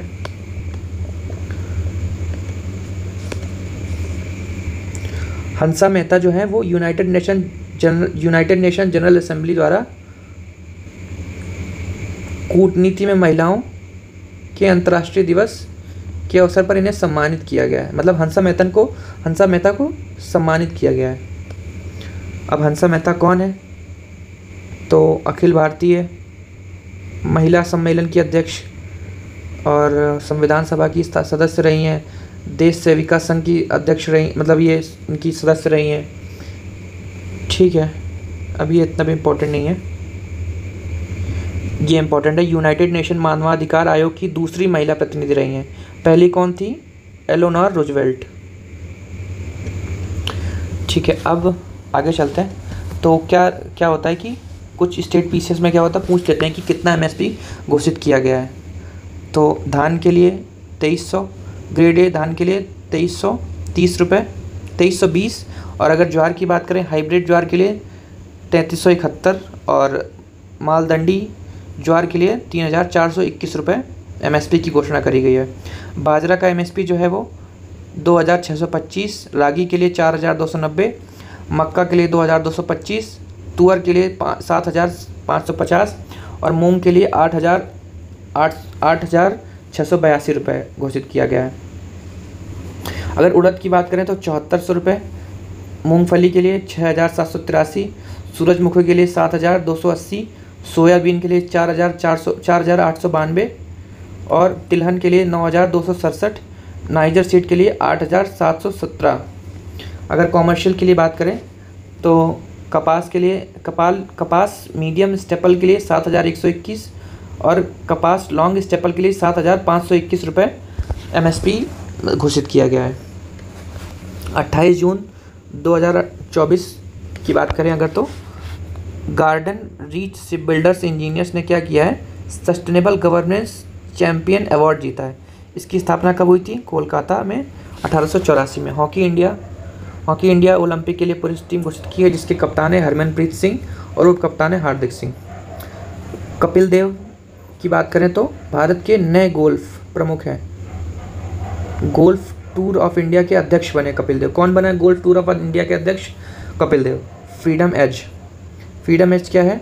साउथ कोरिया, जापान और USA का संयुक्त सैन्य अभ्यास है। आज़म ए इत्तेहकाम क्या है? पाकिस्तान द्वारा आतंकवाद से लड़ने के लिए आरंभ अभियान किया गया है। जो खुद ही मतलब टेररिज्म को पोषित करता है, वो खुद ही टेररिज्म को ख़त्म करने के लिए अभियान चला रहा है। कितनी हंसने वाली बात है ये। लेफ्टिनेंट जनरल NS राजा सुब्रमणी को भारत के नए सेना उप प्रमुख घोषित किया है। किसको घोषित किया गया है? लेफ्टिनेंट जनरल NS राजा सुब्रमणी को। और ये उप प्रमुख है। सेना प्रमुख कौन है? Lieutenant general Upendra Dwivedi. लद्दाख में क्या हुआ है? उल्लास नव भारत साक्षरता कार्यक्रम के तहत पूर्ण कार्यात्मक साक्षरता हासिल करने वाली पहली प्रशासनिक इकाई बन गई है। तो पहली कार्यात्मक साक्षरता हासिल करने वाली पहली प्रशासनिक इकाई कौन सी बन गई है? लद्दाख।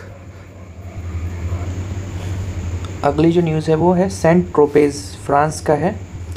यहाँ पे क्या हुआ था कि 43वें विश्व चिकित्सा एवं स्वास्थ्य खेलों का आयोजन किया गया था, जिसमें भारत ने 32 पदक जीते हैं। अब ये क्या होता है? चिकित्सा पेशेवरों के लिए दुनिया का सबसे बड़ा खेल आयोजन किया गया था और पहली बार हुआ था 1978 में फ्रांस में ही। सफाई अपनाओ बीमारी भगाओ क्या है? आवास मतलब MoHUA ministry of housing and urban affairs का प्रोग्राम है 1 जुलाई से 31 अगस्त के बीच में। ये स्वच्छ भारत अभियान के अंतर्गत है। स्वच्छ भारत अभियान 2.0 के शहरी शाखा के अंतर्गत है। उल्लास क्या है? Understanding of life long learning for all in society. इसका उद्देश्य क्या है? आजीवन शिक्षा के उद्देश्य को शिक्षा को बढ़ावा देना। कब से स्टार्ट किया? वर्ष 2022 से 2027 तक किया गया। और अच्छा ये भी है, उद्देश्य में ये भी है कि आजीवन शिक्षा को बढ़ावा देना और 15 वर्ष या उससे अधिक के नागरिकों के बीच बुनियादी साक्षरता व कौशल के अंतर को पाटना। मतलब जो बुनियादी साक्षरता है और जो लाइफ स्किल्स हैं उनके बीच का जो अंतर है उसको ख़त्म करना। लक्षित वर्ग वही है 15 वर्ष या उससे ऊपर। अब 29 और 30 जून की बात करें तो वर्ल्ड स्टैटिक डे मनाया गया, 20 अक्टूबर को मनाया जाता है। अच्छा 20 अक्टूबर को वर्ल्ड स्टैटिक्स डे मनाया जाता है। 29 जून को क्या हुआ था? नेशनल स्टैटिक्स डे मनाया जाता है। क्यों मनाया जाता है? क्योंकि PC मालोनोबिस थे जो उनका जन्म हुआ था 29 जून को। कहाँ हुआ था? कोलकाता में। अब इनके बारे में दिया गया है जो कि स्टैटिक इकॉनमी NCERT में दिया गया है। कौन थे ये? इन्होंने नेशनल स्टैटिक्स इंस्टीट्यूट की स्थापना करी थी। कहाँ की थी? कोलकाता में। योजना आयोग के प्रारंभिक सदस्य थे। 1 मिनट। और मालानोबिस दूरी की पहचान करी थी। आबादी की तुलना व समूहीकरण हेतु इन्होंने मालानोबिस दूरी की स्थापना की गई थी। 1968 में इन्हें पद्म विभूषण दिया गया था और बड़े पैमानों के लिए सैंपल सर्वे के लिए इन्होंने आइडिया दिया था। इस बार स्टैटिक्स डे की थीम क्या थी? Use of data for decision making, निर्णय लेने के लिए डाटा का उपयोग। 30 जून को क्या था? International asteroid day. और फिर वर्ल्ड बैंक ने क्या किया था कि भारत के ग्रीन हाइड्रोजन मिशन के लिए $1.5 बिलियन का ऋण मंजूर किया गया था। तो कैसे पूछेंगे कि हाल ही में भारत के ग्रीन हाइड्रोजन मिशन के लिए इतने करोड़ का ऋण किसने जारी किया था? तो आंसर होगा वर्ल्ड बैंक। अब पर्सनालिटी है मार्क रूटे। तो डच के प्रधानमंत्री, डच नीदरलैंड के प्रधानमंत्री हैं। अब ये नाटो के अगले महासचिव बनेंगे। तो क्या पूछा जाएगा? ये नाटो के अगले महासचिव कौन बनेंगे? तो आंसर होगा मार्क रूटे। आर्टिफिशियल इंटेलिजेंस तैयारी सूचकांक। तो आर्टिफिशियल इंटेलिजेंस प्रिपेयर्डनेस इंडेक्स कौन जारी करता? IMF। तो क्या पूछेंगे, मतलब आर्टिफिशियल इंटेलिजेंस प्रिपेयर्डनेस इंडेक्स कौन जारी करता है, IMF। पहले स्थान पे कौन से, सिंगापुर। भारत का स्थान कौन सा है, 72वां। 72nd प्लेस पे है इंडिया। आगे चलते हैं, ग्लोबल लिवेबिलिटी इंडेक्स है, कौन जारी करता है, इकोनॉमिक इंटेलिजेंस यूनिट। टोटल 173 शहरों के बीच में का अध्ययन किया गया इस रैंकिंग को तैयार करने में, जिसमें अगर टॉप की बात करें तो वियना, ऑस्ट्रेलिया का वियना शहर जो है वो लगातार तीसरे वर्ष शीर्ष पे रहा था। और लास्ट में कौन सा रहा है, कराकस, वेनेजुएला का। आगे चलते हैं, ये एंटोनियो कोस्टा हैं जो यूरोपियन काउंसिल के नए अध्यक्ष बने, और ये ओरिजिनल हैं कौन, पुर्तगाल के पूर्व PM है। बैनरघट्टा जैव अभ्यारण्य, मतलब बैनरघट्टा बायोस्फीयर रिजर्व जो है बेंगलुरु कर्नाटक में है वो। यहाँ पे क्या हुआ है, दक्षिण भारत का पहला तेंदुआ सफारी खुला है। तो क्या क्वेश्चन पूछा जाएगा कि साउथ इंडिया का पहला तेंदुआ सफारी कहाँ खोला गया, तो आंसर होगा बैनरघट्टा बायोस्फीयर रिजर्व में। अब विक्रम मिश्री जो हैं वो क्या बने, भारत के नए विदेश सचिव बने विनय मोहन क्वात्रा के स्थान पर। अब लखीमपुर खीरी उत्तर प्रदेश का सबसे बड़ा जो ज़िला है, यहाँ पे बायोप्लास्टिक पार्क स्थापित किया जाएगा। तो ये UPPSC के लिए इम्पोर्टेंट है कि हाल ही में कहाँ पे घोषणा करी गई है बायोप्लास्टिक पार्क स्थापित करने के लिए, तो लखीमपुर खीरी में। और ये भी इम्पोर्टेंट है, स्टैटिक का पार्ट है कि उत्तर प्रदेश का सबसे बड़ा जिला है लखीमपुर खीरी। अब डेनमार्क का जो है, डेनमार्क की बात करें, डेनमार्क में क्या हुआ है, पशु उत्सर्जन पर दुनिया का पहला ऐसा देश है जिसने कार्बन टैक्स लगाया है। ठीक है, तो क्या पूछेंगे, हाल ही में किस देश ने पशु उत्सर्जन पर कार्बन टैक्स लगाया, तो आंसर होगा डेनमार्क। अब क्या है, अभ्यास। अभ्यास क्या है, एक high speed expendable aerial target है जिसपे भारत के एरोनॉटिकल डेवलपमेंट एस्टेब्लिशमेंट बेंगलुरु ने DRDO के लिए बनाया है।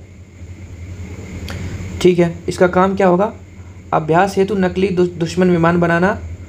अच्छा, मतलब क्या होगा कि अगर हम कोई परीक्षण कर रहे हैं तो असली विमान तो शूट करेंगे नहीं, तो एक डमी विमान बनाए जाएंगे जिन पे हमला करके परीक्षण किया जाएगा। अब अगली पर्सनैलिटी दी गई है अरुंधति रॉय, इनको क्या मिला है, पेन पिंटर प्राइज़ मिला है। तो हाल ही में पेन पिंटर प्राइज़ किसको मिला है, अरुंधति राय को। अब किस चीज़ के लिए मिला है, the God of small things इनकी बुक है। कौन सी बुक है, the God of small things हेतु बुकर प्राइज़ मिला है। बुकर प्राइज़ भी मिला था इनको, और अब इनको पिंटर पुरस्कार भी मिला है। तो अब बुकर प्राइज़ है, और ये क्योंकि इंडियन को मिला है, और ये PSC के लिए और वनडे एग्ज़ाम्स के लिए बहुत इंपॉर्टेंट हो जाते हैं इस तरह की चीज़ें। फिर आगे चलते हैं, UAE में क्या हुआ है, भारत के साथ हाल ही में व्यापक आर्थिक भागीदारी समझौते पर, इसको इंग्लिश में क्या बोलेंगे, कॉम्प्रिहेंसिव इकोनॉमिक पार्टनरशिप पे समझौता किया। तो क्या क्वेश्चन होगा, हाल ही में भारत ने किस देश के साथ comprehensive economic partnership agreement sign किया, आंसर होगा UAE। फिर आगे चलते हैं, UNSC में पाकिस्तान, सोमालिया, पनामा, डेनमार्क और यूनान अब नए नॉन परमानेंट मेंबर बने हैं।